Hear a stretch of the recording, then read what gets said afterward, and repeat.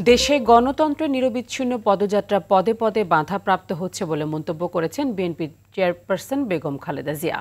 গণতন্ত্রকে প্রতিষ্ঠার লক্ষ্যে সুশৃঙ্খলভাবে এগিয়ে চলার জন্য বিএনপির সব পর্যায়ের নেতাকর্মী ও দেশবাসীর প্রতি আহ্বান জানান সাবেক এই প্রধানমন্ত্রী।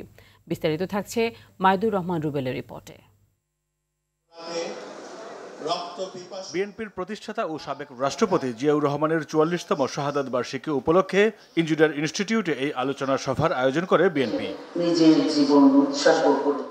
অনুষ্ঠানে ভিডিও বার্তায় বিএনপি চেয়ারপারসন বেগম খালেদা জিয়া বলেছেন, প্রতি বছর মে মাসের এই দিনটি বেদনা বিধুর স্মৃতি হয়ে আসে জিয়া পরিবারে। এই দিনে জিয়াউর রহমানকে হারিয়ে তার পরিবারই নয় সমগ্র দেশই হয়ে পড়েছিল অভিভাবকহীন। গণতন্ত্র, স্বাধীনতা, সংবাদপত্র ও বিচার বিভাগের স্বাধীনতা, স্বনির্ভরতা ও উন্নয়ন এবং নিজস্ব জাতীয়তাবাদ সৃষ্টির অনন্য রূপকার শহীদ জিয়া সবার জন্য গণতন্ত্র ও উন্নয়নের মাধ্যমে সকল সমস্যার সমাধানের যে রাজনীতি শহীদ জিয়া রেখে গেছেন তা বাস্তবায়নের মাধ্যমে তার প্রতি শ্রদ্ধা জানাতে হবে। বলেন, গণতন্ত্র প্রতিষ্ঠা আর সার্বভৌমত্ব রক্ষার লড়াইয়ে শাহাদাত বরণ করেছেন জিয়াউর রহমান।